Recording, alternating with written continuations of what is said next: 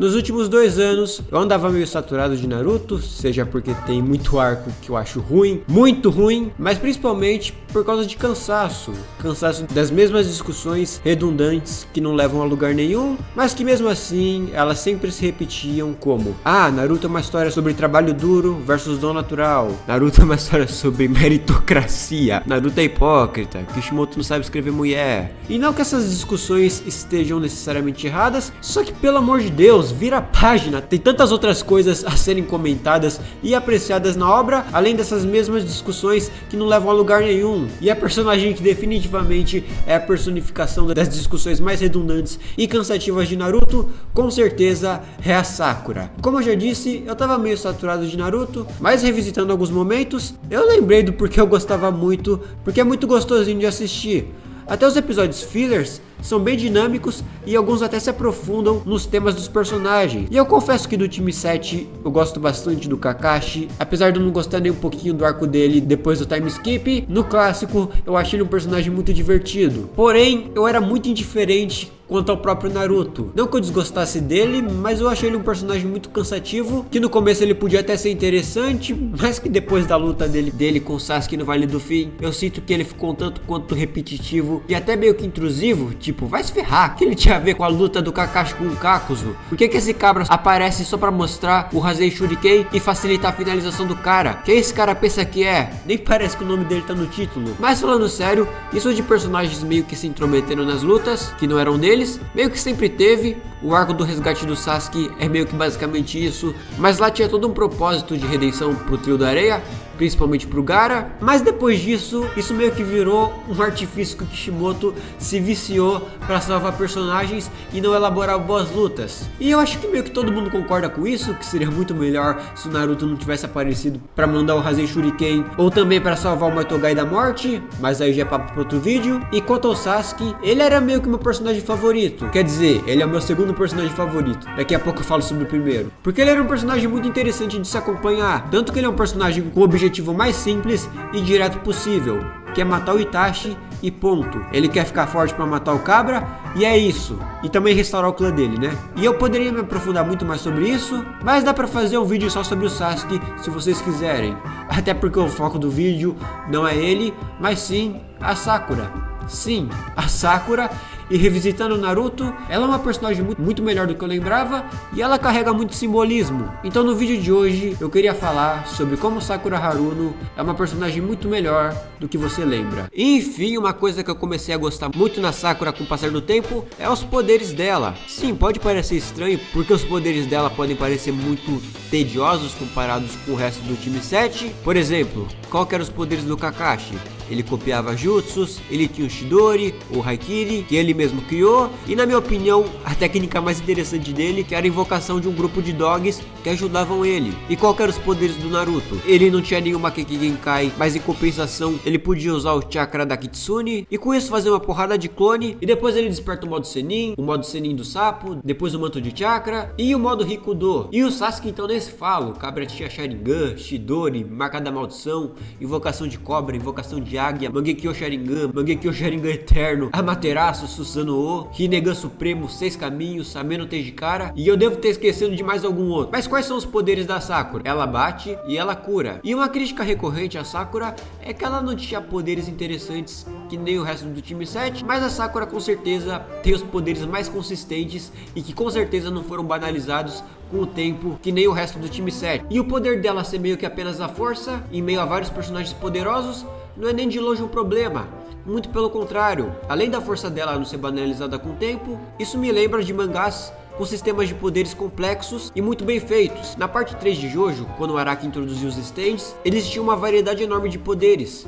Tinha stand de apostas, stand de livro, stand de carro, stand de navio, stand de fogo, stand de vinhas, stand de qualquer coisa que tu possa imaginar. Mas aí quando a gente olha pro Jotaro, o poder dele é socar, bater.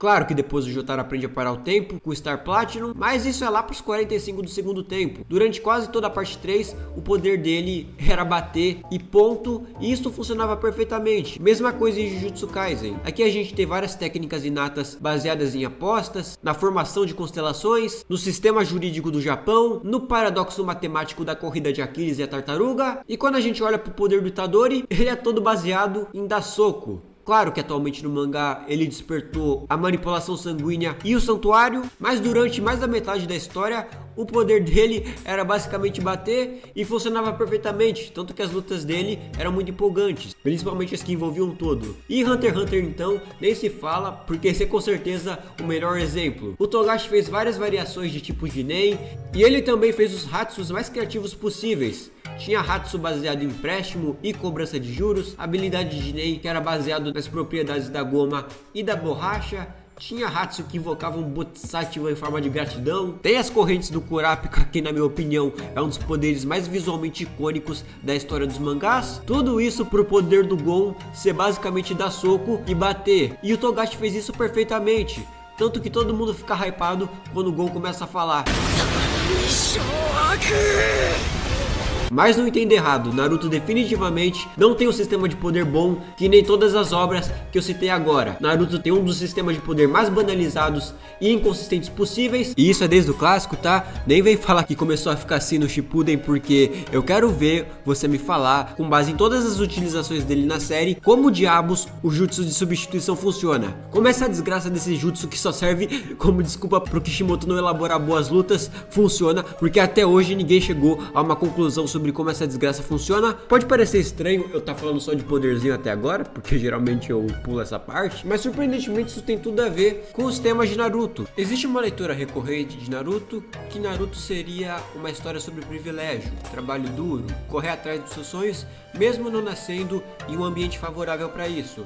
E essa leitura não tá errada, eu só não gosto de olhar Naruto por essa ótica, porque Naruto não trabalha esse tema bem, muito pelo contrário. E toda vez que essa leitura é levantada, ela vem junto das mesmas discussões redundantes de destino em Naruto, de todo o contexto do Clã Hyuga, e como a escrita do Kishimoto acaba se contradizendo ao Naruto esfregar na cara do Neji que o destino não existe, e que é você que trilha o seu próprio caminho, só pra mais tarde ele ser revelado como a reencarnação de Ashura e filho do quarto Hokage, o que deixa todo o ambiente em volta do Naruto extremamente privilegiado, e por isso, teoricamente, Naruto seria uma obra hipócrita. Sabe todo esse papo redundante que não leva a lugar nenhum, que como eu já disse, era o principal motivo de eu estar saturado de Naruto? Mas talvez essas discussões serem tão recorrentes possa ser um sintoma de que Naruto meio que falhou ao trabalhar esses temas. Não como um todo, daqui a pouco eu falo mais sobre isso, que isso ainda vai ser importante para esse vídeo, ou que talvez esse tema nunca tenha sido o principal foco de Naruto. Ele ainda tá lá, mas não como foco principal, o que eu particularmente prefiro acreditar, porque a minha leitura sempre foi que Naruto é muito mais uma história sobre amizade,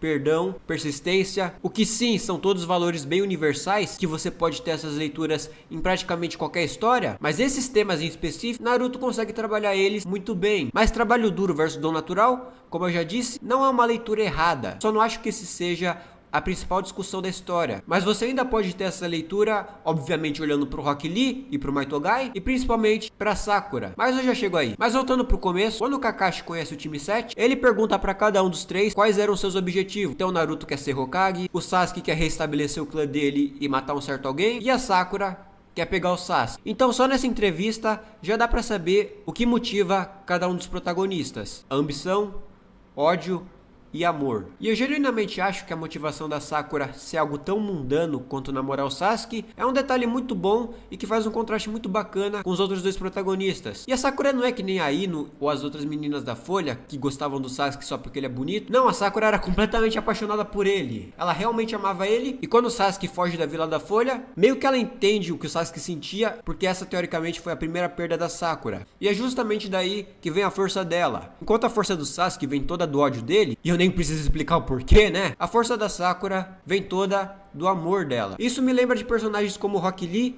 e o Sasori. No caso do Rock Lee, a Sakura, tematicamente falando, é muito parecida com ele. Às vezes eu me pergunto se isso foi proposital. Eu acredito que sim. E no caso do Sasori, eu vejo ele como algo que a Sakura poderia ter se tornado se ela abandonasse o amor e tudo que motivava ela. Seu monstro! Acha que uma vida humana não vale nada? Será que lá no fundo você não quer ser como eu? Porque se pelo menos quisesse, aí você entenderia um pouco. Mas quanto ao Rock Lee, os dois são semelhantes, pois eles não nasceram com nenhuma Kiki Genkai e só tinham controle de chakra para usar. Tá certo que o caso do Rock Lee é muito mais extremo, porque ele só podia usar taijutsu, e a Sakura até podia lançar os geijutsus pequenos e usar alguns jutsus como fazer um clone e a desgraça do jutsu de substituição, mas esses momentos são praticamente inexistentes. E a Sakura, assim como o Rock Lee, se destacava apenas na sua força e no seu taijutsu. Dá até pra dizer que fisicamente falando ela é a mais forte do time 7, mas isso não importa. O que importa é que o Rock Lee e o Maitogai têm como filosofia o esforço, o trabalho duro supera o dom natural, e eles se apegam na determinação e nas chamas da juventude. E essa parte é importante, que a juventude tem tudo a ver com a Sakura como personagem. Eu diria que o amor é o cerne dela, mas na real todo o simbolismo das cerejeiras que floreiam na primavera, tudo isso tem a ver com a Sakura.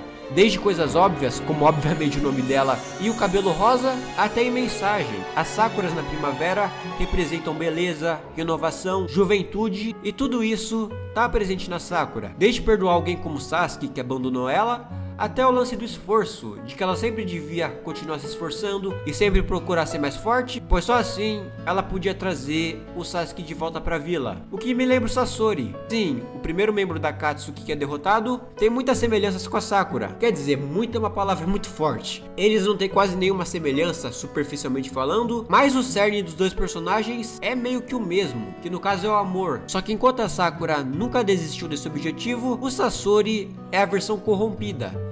Tanto que ele abandona tudo que fazia dele humano, no caso, o amor que ele sentia pelos seus falecidos pais, e vira literalmente um boneco, sem nenhum tipo de humanidade. E eu costumava achar o design humano do Sasori meio paia, achava ele muito parecido com o Gaara, e pra mim o Sasori marionete era muito mais maneiro, mas olhando agora, ele meio que faz todo sentido. Ele pode ter uma aparência humana, mas ele claramente já não tem mais humanidade. Um olhar completamente vazio, sim, o vazio do Sasori, e sem propósito. E ele é meio que a Sakura podia ter virado se ela desistisse de ser uma kunoichi e abandonasse de vez o Sasuke e o Naruto. Claro que eu tô simplificando demais o arco do Sasori, porque tem toda a questão da vovó Shio, mas aí viraria um vídeo só sobre o Sasori. Então, o poder da Sakura ser basicamente sua força física faz todo sentido quando a gente olha não somente pra Sakura, mas também pro Rock Lee. Como eu já disse, eles são personagens extremamente parecidos, todo o lance das chamas da juventude que tem tudo a ver com o significado da cerejeira, e também ambos nascerem sem nenhuma Kiki Genkai e só tinham o taijutsu para se garantir. Tudo isso faz deles personagens tematicamente complementares. Inclusive, o negócio que eu percebi gravando esse vídeo é que a luta do Rock Lee contra o Gaara é meio que complementar a luta da Ino contra a Sakura, porque tem todo aquele flashback da Sakura chorando e a Ino explica o significado da cerejeira pra Sakura, o que faz sentido quando você lembra que a Ino trabalhava em uma floricultura. Tudo isso pra logo em seguida toda a questão da superação, renovação e juventude ser ressaltada na luta do Rock Lee contra o Gaara. Então no começo do vídeo eu falei que Sakura Haruno é meio que o coração de Naruto, e isso faz sentido quando tu percebe que todos os temas da série estão resumidos nela: a amizade, o perdão e, é claro, o esforço, que, como eu falei, Naruto em si pode não trabalhar esse tema muito bem, mas Sakura Haruno definitivamente trabalha esse tema perfeitamente. Ah, e pra quem ficou no vídeo até aqui, o meu personagem favorito de Naruto é a Tenten.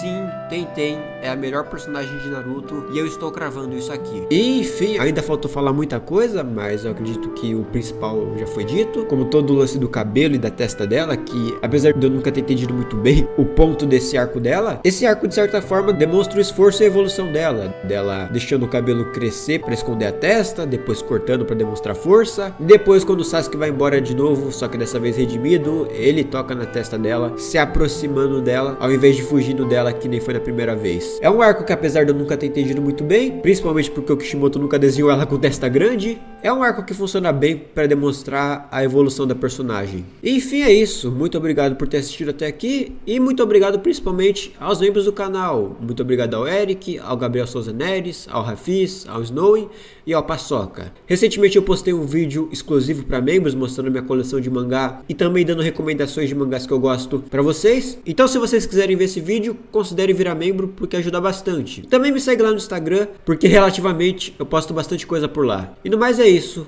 Espero que tenham gostado. Até mais!